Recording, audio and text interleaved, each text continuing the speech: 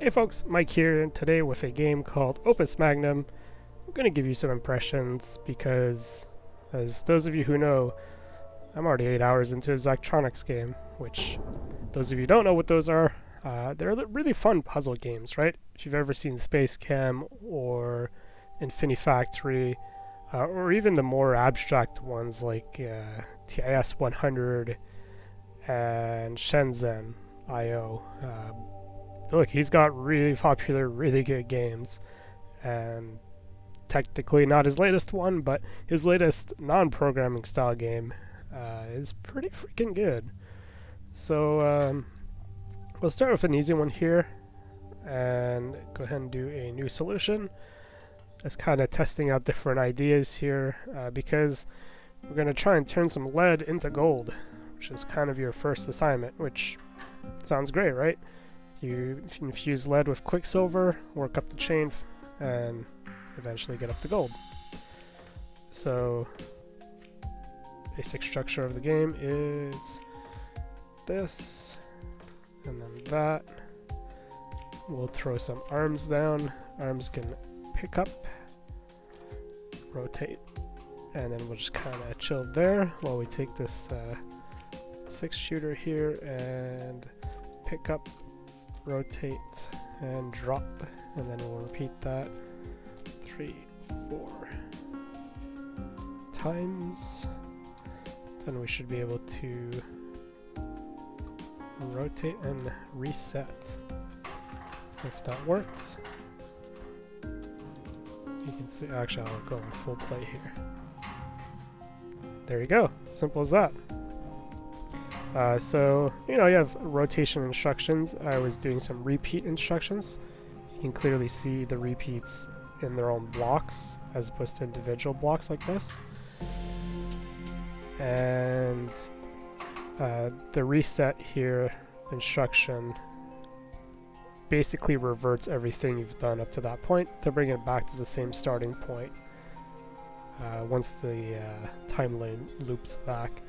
Now the reason I don't need to reset this one is, well, it's always doing the same thing, and it's timed in such a way where it does what it needs at the time that I need it. So, it's a self-timing machine kind of thing. So if we actually go back, what was my first solution? Ooh, double. As a way to slightly optimize it. So I saved a bit of time with the arm coming back with this one, which is one way to go about it. It does cost slightly more. If we actually go back to the menu here, yeah, this, you can see in terms of cycles, it's quick, but it's not as fast as my best. But you can see the increased cost. But some people actually make it cheaper, so they probably just use cheaper and smaller, so they probably just use the single arm to make it happen. So let's go ahead, skip to rocket propellants. So there's a bit of a story. We'll not get into the story too much, but you can see here how some of these get a little bit more complex. So I have 2 fire elements. I have to put some salts on the end, so if we bring up our guide, any of the elements will turn into salts, but you can also combine 2 salts to get some of the other ones that we'll deal with later on. So what I can do for this, I could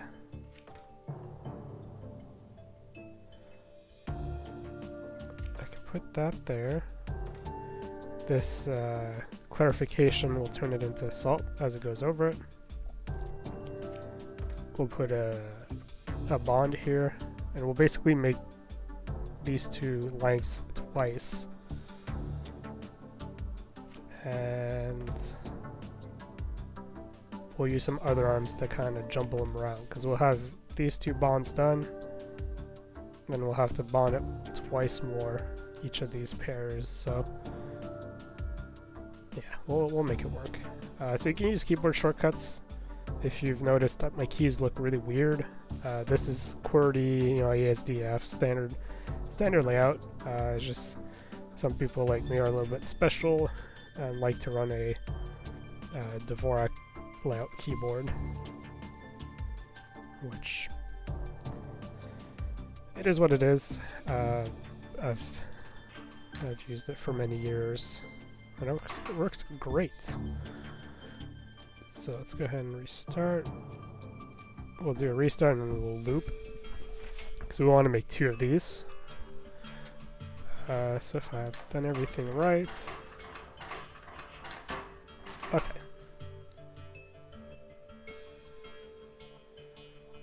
And what we can do,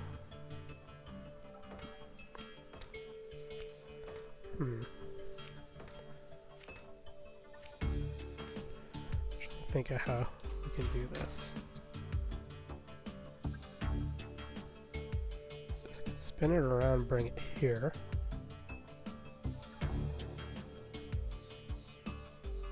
We can do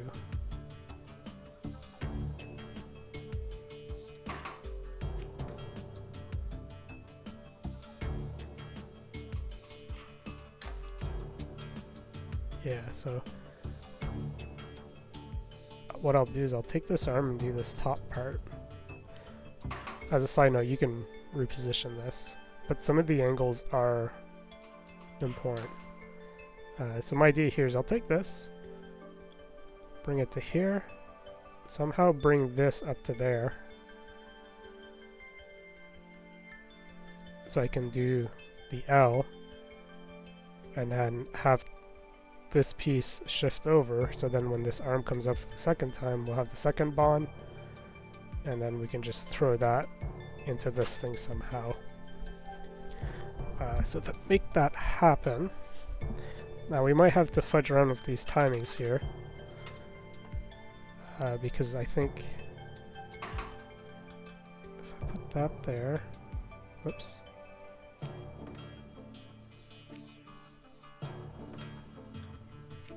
This is probably one of the, okay, we can do that +1. What I mean +1 is we'll put a track here. So that's number 2 arm.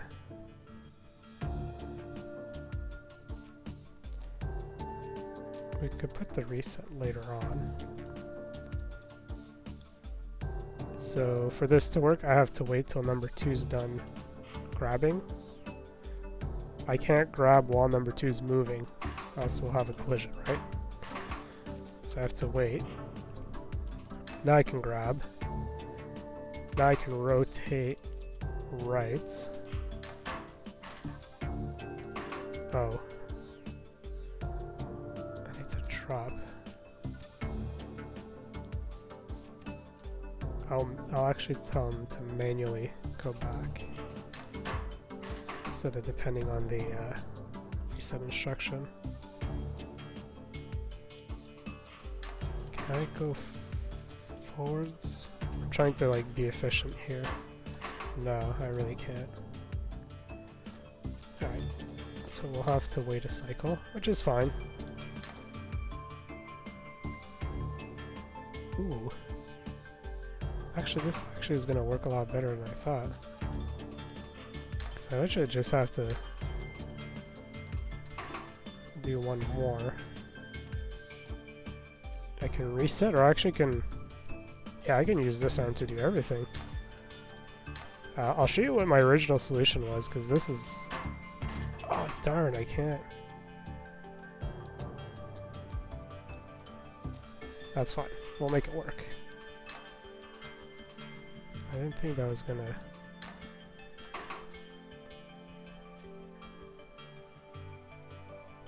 Number 1...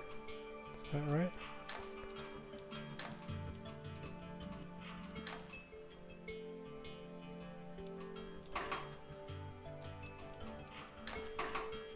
That should be right. I might be able to one step sooner. Yeah, I can definitely do it one step sooner.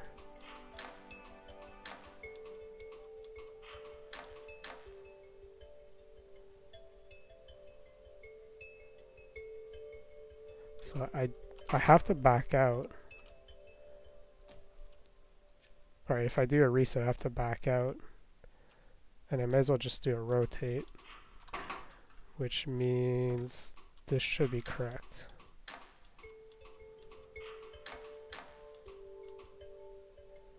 There we go. It's a pretty okay solution. You look in terms of optimization, not really much room. I'm not really waiting on anything, right? The 2 extra cycles at the back of number 3 is just waiting. So my best was 86, so I am slightly slower, but I'm 60 below cost. So I'm actually, impressively, I'm on the forward edge of the bell curve in both of these. Usually, when I do a lot of these puzzles, usually I'm at the beginning for cycles, and cost and area are usually off to the right a bit. So this is somewhat of a first, to be honest. I'm not normally that good. You can see this one here. Yeah, you can see what I mean, right? I'm on the front edge, or the trailing edge. But my cycle is fast. So how did I do it this time? Oh.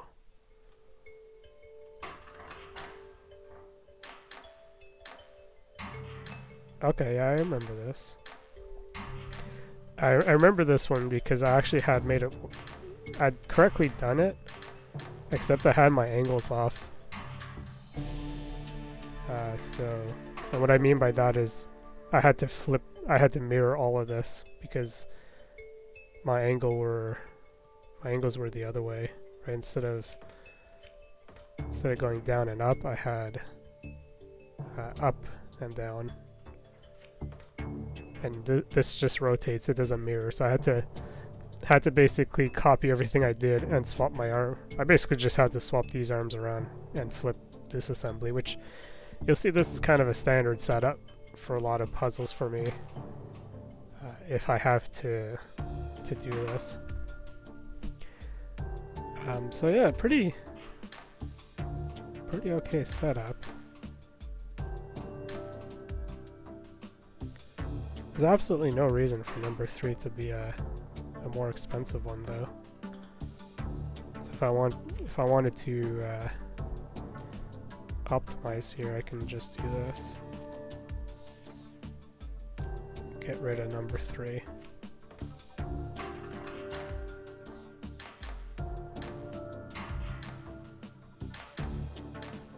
In fact, there's no reason for this to be a long arm either. Oh, actually, it is a long arm to clear the rotation down. So I guess I just knocked off 20 off of my costs. Yeah, not really too many other ways I can optimize. So that kind of gives you the idea of a basic puzzle.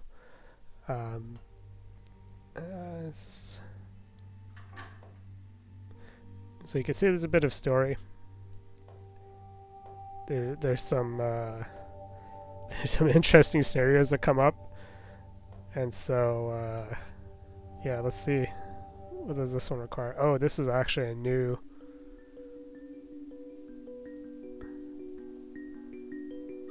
This is a new. Okay, this is a new element for me.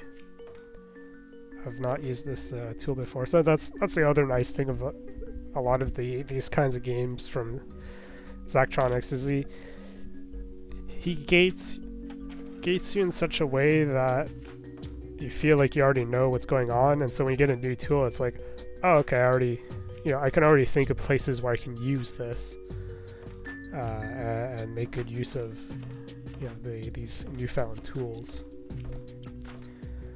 So I'm looking at this. Right, it's only 10, so 2 lead gives me that 10. And boy, this is going to be a fun one to make. Alright, so we'll start one piece at a time.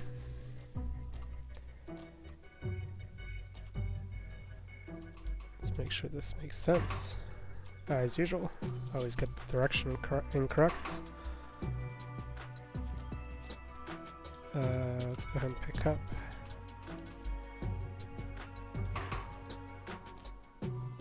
And we can tell it to reset. Which seems kind of silly. The reset means that this being your starting position arm, it'll come back. So I don't really need a reset. Alright, so we got our 10. How do I want to do this? My first thought was let's make the arms.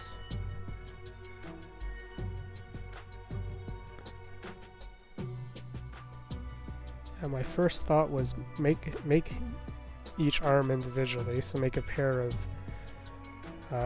was it water and air? Yeah, so it's a pair of water salt and then a pair of water air. Sorry. Yeah, salt water and salt air. Or did I get it wrong? Yeah, salt air and salt water.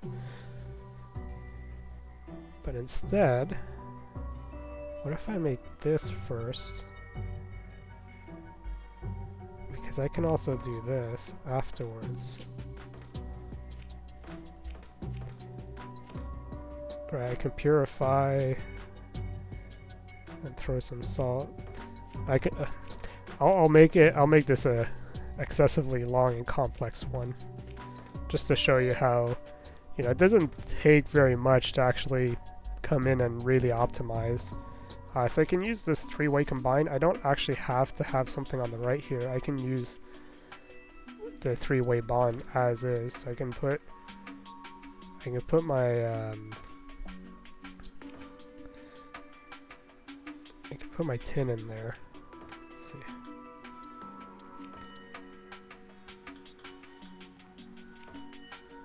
Can I do this?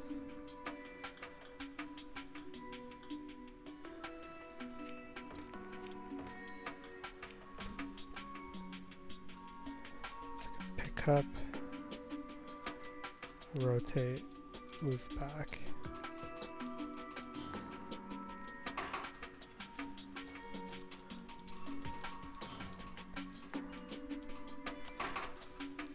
Move back. The plus minus depends how you drag your stuff. So I have a tendency to mess that up. So I'm going to hold on to it, because once these two come along, I can then spin it on in place. Drop another two. So if I drop water air here, spin it, that water comes up there. So that'll work.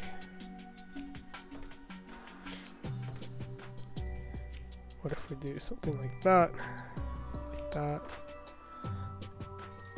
So we actually, before I go too far. Okay.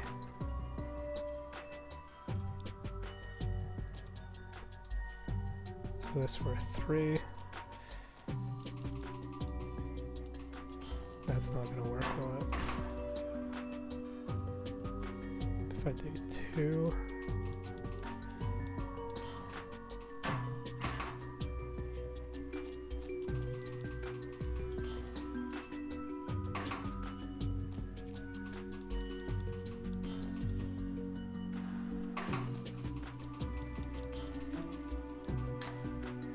Okay. And as for number 4, I can actually pick up.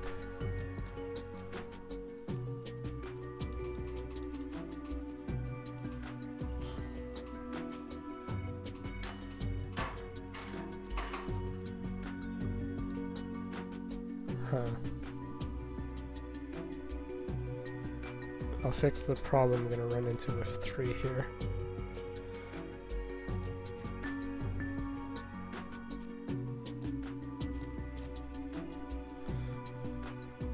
So then I drop, and I pick up,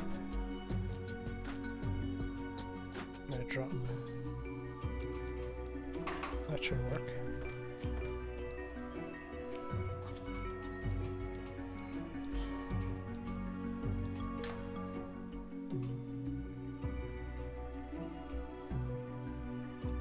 number 2 can rotate twice. Oh. Wait. Ah, shit.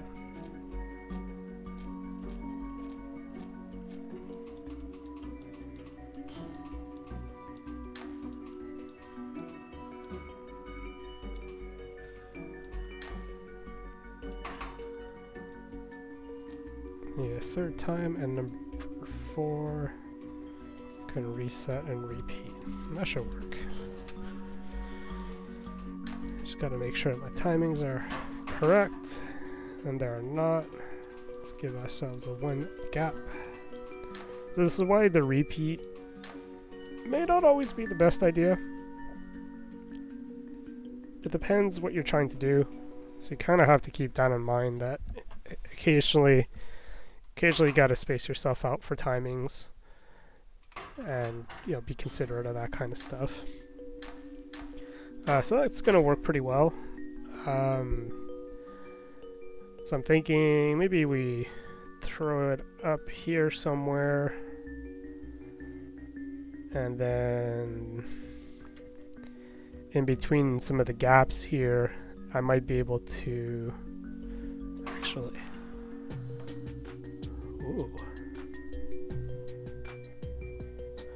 Ooh, this is a decent idea I've got here.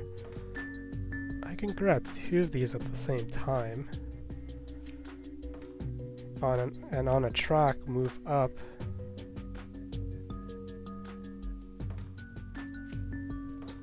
Because I can also make these arms longer.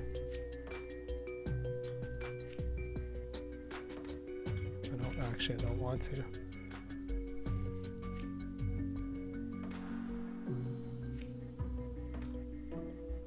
Oh, that's not gonna work.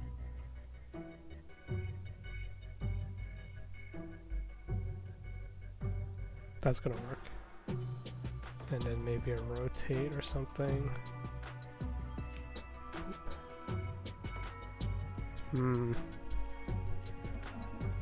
Rotate. Fuse again. Okay. I don't know if you can see where I'm going here, but because I can pick up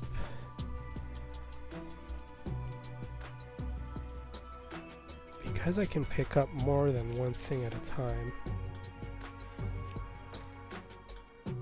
this actually makes my life a little bit easier.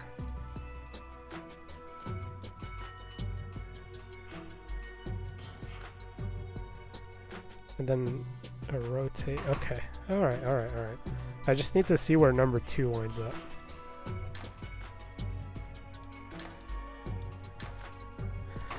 Okay, so at the end.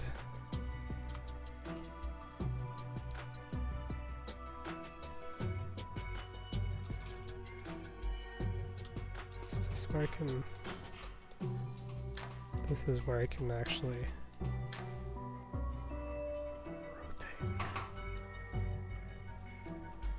If I do that and that, no, actually, that and a minus. This is the kind of problem with this kind of game. All you're gonna hear is me mumble for a while I try and think this through, and that's not necessarily a bad thing. Not necessarily a bad thing at all, because it's really fun. Double checking here, I feel like I'm off. Yeah, I am off. That's where I want to be, right? Let's triple check.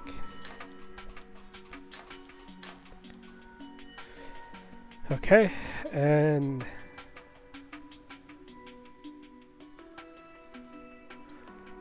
maybe I have 2 of these?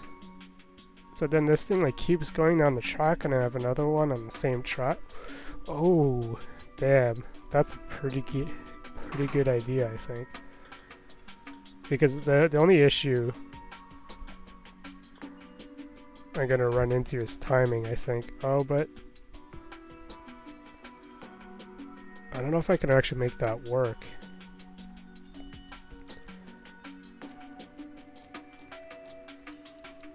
Can I make that work?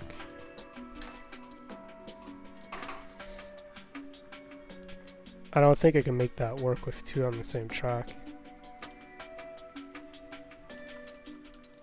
Because I can... Oh yeah, I can do this. Okay, I can make it work. I do need to throw in a rotate though.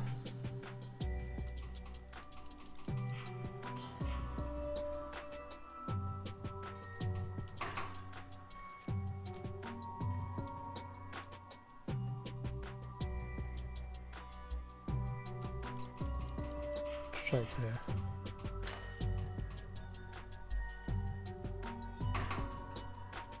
drop.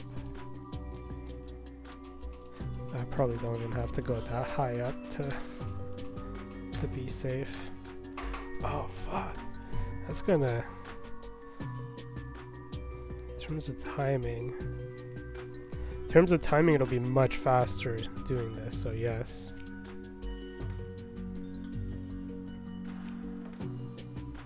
I suppose nothing's stopping me from actually putting a core here.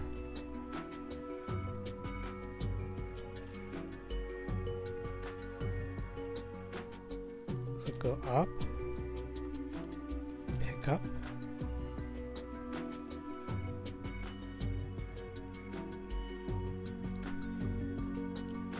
I don't think I can copy. Yeah, that's a shame. But I can do 4, 1, 2, 3, 4, rotate, 2, 3, 4, drop, loop back,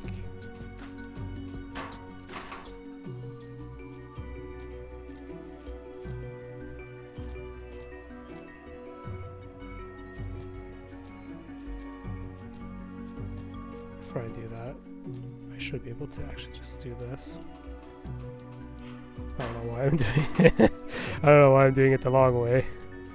I could just select everything and do it that way.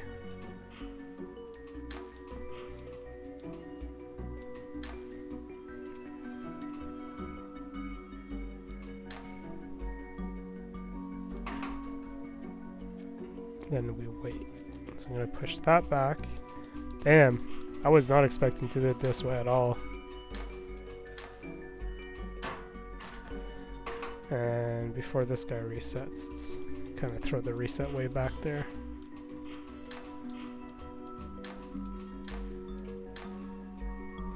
Okay. Number 2. Number 2 should be able to rotate twice. That's actually 3 times I need to rotate. If that makes any sense.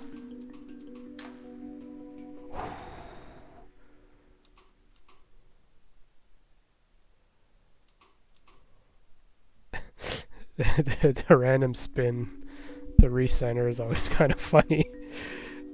I don't know why it always does that, but that's just how it is. Because for any other arm, that reset is important. But for that one, it isn't. I don't want... It's all the way up to here in terms of negatives, so... Actually, it'll be 1 less because of the rotate.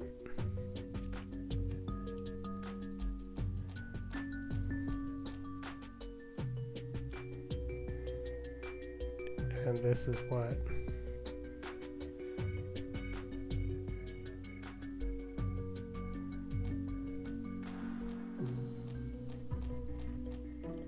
I think that works.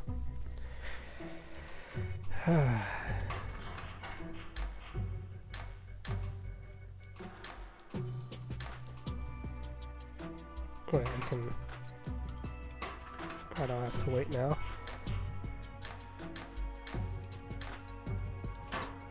I do have to wait.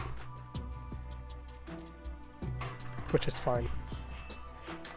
Should be fine. I still have to wait. And I might have to wait there.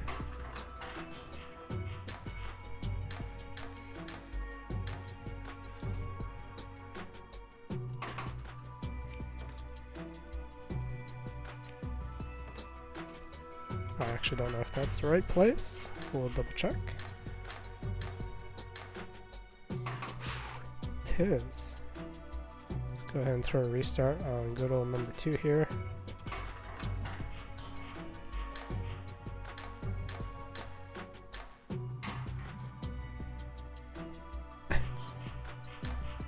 Alright, what?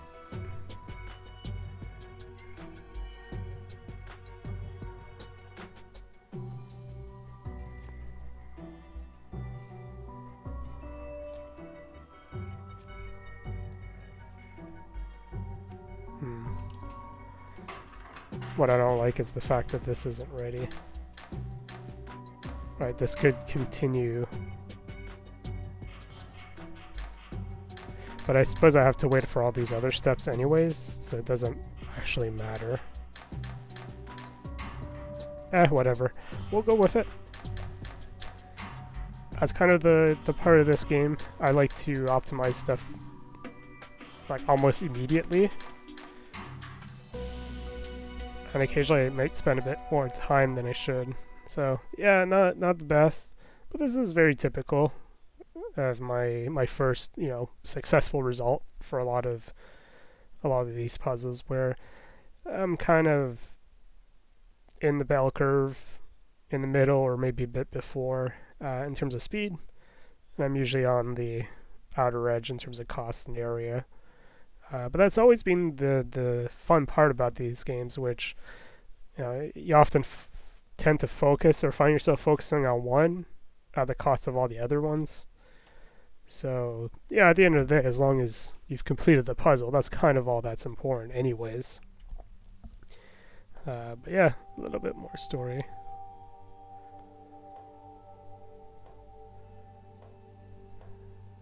Story, you know, this is not a game about story, but the fact that it has one is always kind of interesting.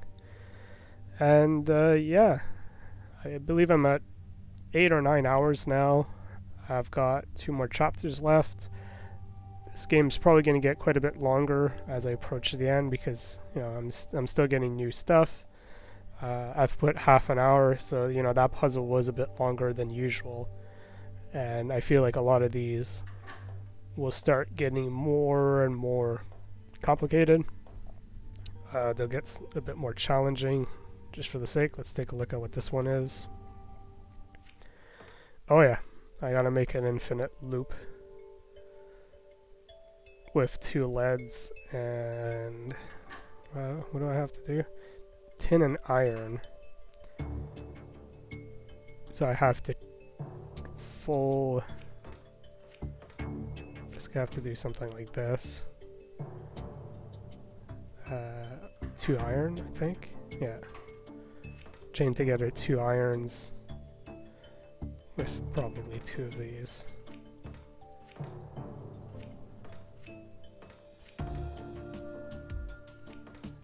Something like this, probably.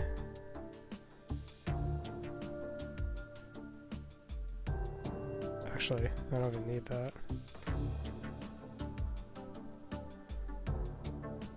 Put one here, here, here. Next one. The thing is once you've bonded it, you need to move.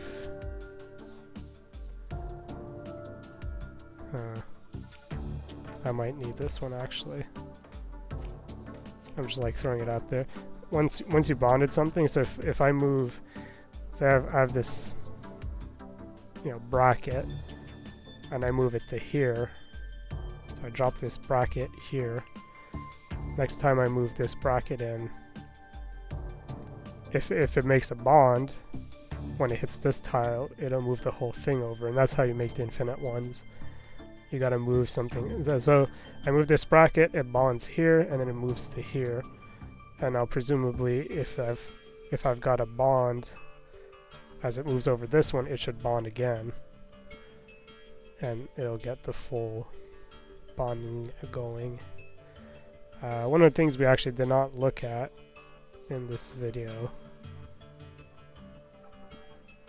and I actually don't have it here, there's a way to make a triple bond. So each of these bonds have like a red and a blue color kind of wire. So it's a perfect triangle, not like this, but it's a it's like this thing actually, which each part of the bonding tool, as opposed to this, which is normal bond, each of these is a different color. So you actually have to rotate and go through it multiple times to get the triple bond going. Yeah, that's kind of probably how I would do it. Obviously, I'm gonna have to spend some time to give it a go. But other than that, you also have this little mini game, which I'm not 75 wins for the next step. Not to go into too much depth. You have these guys, which we'll use to remove elements. These guys can eliminate one of these, but you'll see in a sec. If I actually start playing here, you'll very quickly understand. So I got to get to this this lead here, which, unfortunately, looking at this board right away, I can almost tell.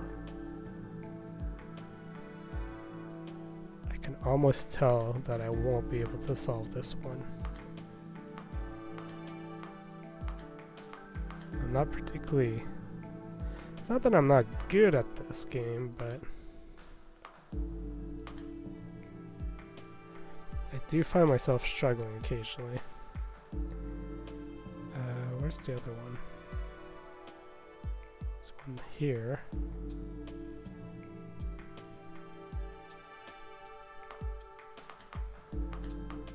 You can see that the greens are now highlighted. Let's see.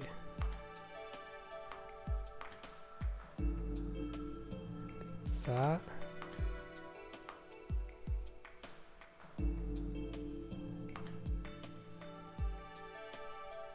Where are my other runes? Okay. Don't have much of a choice. That.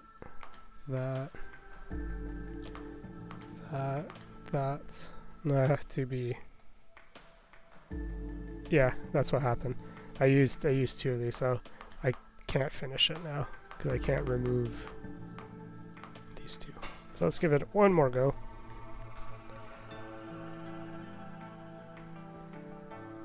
Lead. Okay. So my general strategy is to get the lead out first, because you got to do all of these elements in order, or all of these metals in order. That'll work. Gets that out of the way.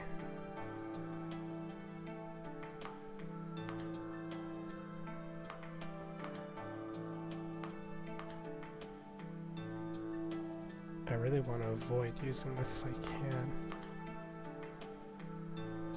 Looks like I don't have much of a choice, which is fine, as long as I remember. So my next step is there.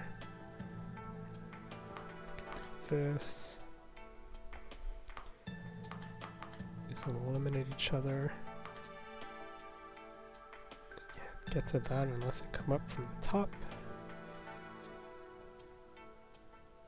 If I eliminate these, I need an arrow.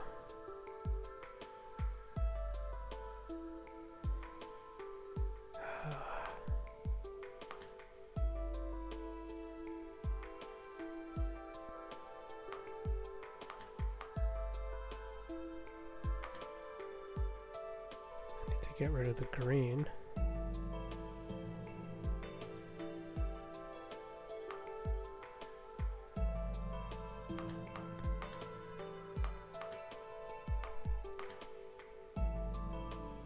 tell you,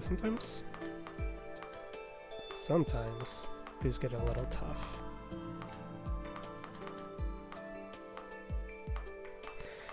Unfortunately, they're not completable. I actually don't know if they always are completable or not. I'd say 7 out of 10 I can complete. And some of the other ones, like that previous one, I kind of saw it coming because I wasn't looking very far ahead. I was kind of going through a bit too quickly.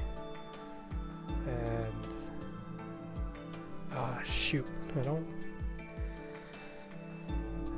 want to do that, but I can do this, this, this.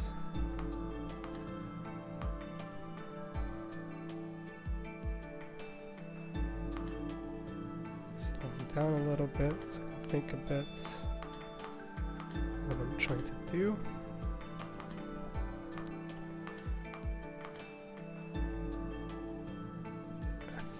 Down there.